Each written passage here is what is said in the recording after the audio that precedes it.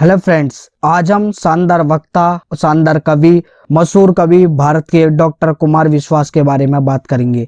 आइए देखते हैं। इनका जन्म 10 फरवरी 1970 में हुआ पलखुआ, जो एक बहुत ही छोटा सा कस्बा है उत्तर प्रदेश में और गाजियाबाद से 20 किलोमीटर दूर। इनके पिताजी का नाम चंद्रपाल शर्मा था, जो डिग्री कॉलेज के प्रोफेसर हिंदी के थे, और इनकी माताजी का नाम रामा शर्मा, जो घरेलू महिला थी।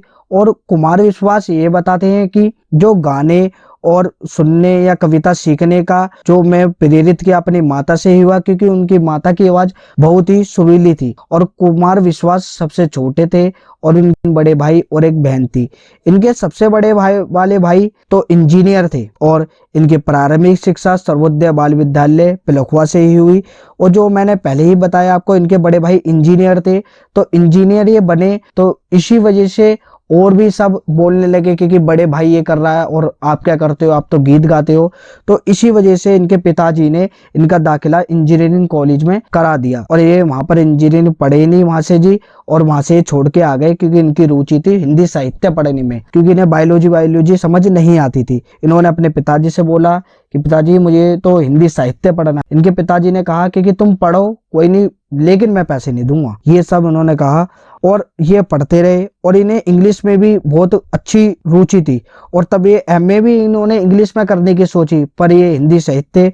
फिर पीएचडी करते समय ये जाति से अलग पहचान बनाए रखने के लिए अपना नाम बदलकर कुमार विश्वास शर्मा से कुमार विश्वास रख दिया। और इसी दौरान कुमार विश्वास की शादी इनकी पत्नी मंजू से हुई, जो जाति से पहले किसी और कास्ट की थी। इंटर कास्ट इन्होंने शादी करी, जो इनके परिवार इनसे नहीं चाहते थे। उन्होंने कहा था कि शर्मा के ही हम लड़के हो आप और शर्मा से ही आप शादी करोगे। तो इनके पिताजी ने घर से अलग रहने के लिए भी कह दिया। तो कुमार विश्वास बताते हैं कि जब मेरे पिताजी कहते थे कि ब्राह्मणों में 6 गुण होते हैं और ये 6 से गुणों से तो इतने वो ब्राह्मण है। अब पता नहीं आपने जो सिखाया और मैंने जो सीखा, शायद आपने गलती सिखाया या मैंने गलती सीखा, कोई नहीं, मैं तो इसी से शादी करूंगा। और वो अपनी शादी मंजू शर्मा से करते हैं और बहुत दिनों बाद अलग रहने लगते हैं।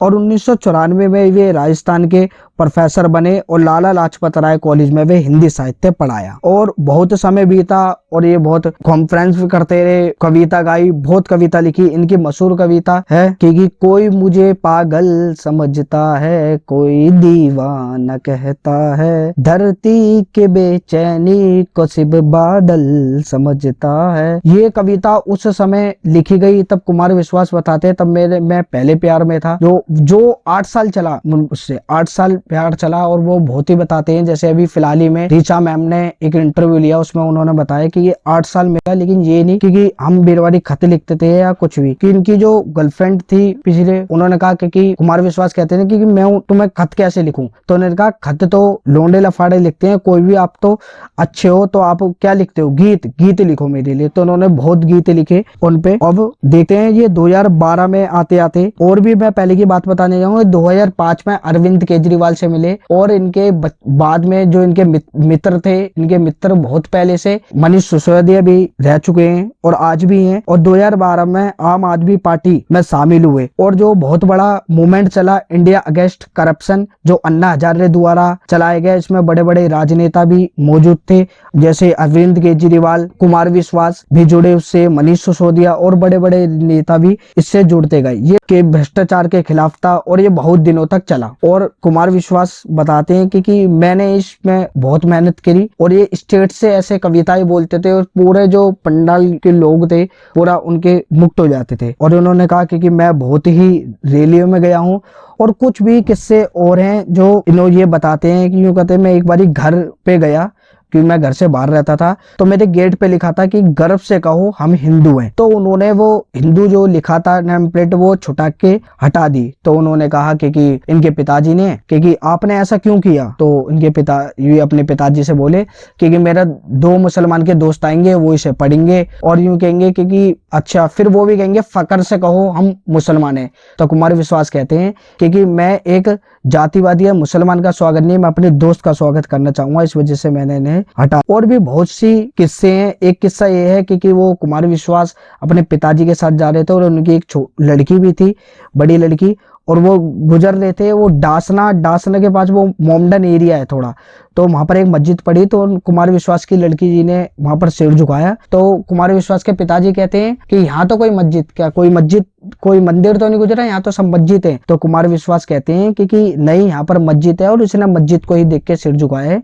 क्योंकि इसे शुरू से बताया गया कि बेटा सब धर्मों का आदर करते हैं। ऐसे थे कुमार विश्वास, और ऐसे हैं, और बहुत ही अच्छे किस्म के व्यक्ति हैं, बहुत ही स्वभाव इनका बहुत बढ़िया है, और एक बार इन्होंने एक वीडियो डाल दी थी, हरिवंशन राय बच्चन के, वो उनकी कविताएं थी, और अमिताभ बच्चन ने इन पे कॉपीराइट लगाया था। जुलाई 2017 की बात है।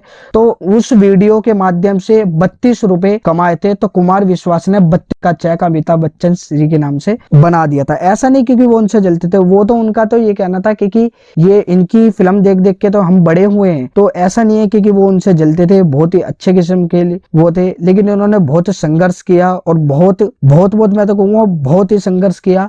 और इनकी एक आपकी अदालत में इंटरव्यू लेंगे आते, बहुत ही अच्छा एपिसोड है, उसे जरूर देखें। और ऋचा मैम ने भी इनके इंटरव्यू लिए हैं 2 पार्ट में, उसे भी देखें, बहुत कुछ आपको जानने को मिलेगा, और बहुत कुछ आप इनसे सीख सकते हो कि कैसे रिश्ते बनते हैं। इन्होंने एक बार ये भी की थी कि मैं राजनीति में तो जरूर आ रहा हूँ, लेकिन मैं रिश्तों से समझौता नहीं करूंगा, मैं रिश्ते से समझौता नहीं करूंगा। इस वजह से ये बहुत ही अच्छे स्वभाव के हैं। अगर ये वीडियो और पसंद आई तो प्लीज लाइक करें, शेयर करें, और सब्सक्राइब करना ना भूलें। ऐसे ही मुझे सपोर्ट करते रहें, और भी मैं बायोग्राफी वाली वीडियो आपके लिए लाता रहूंगा।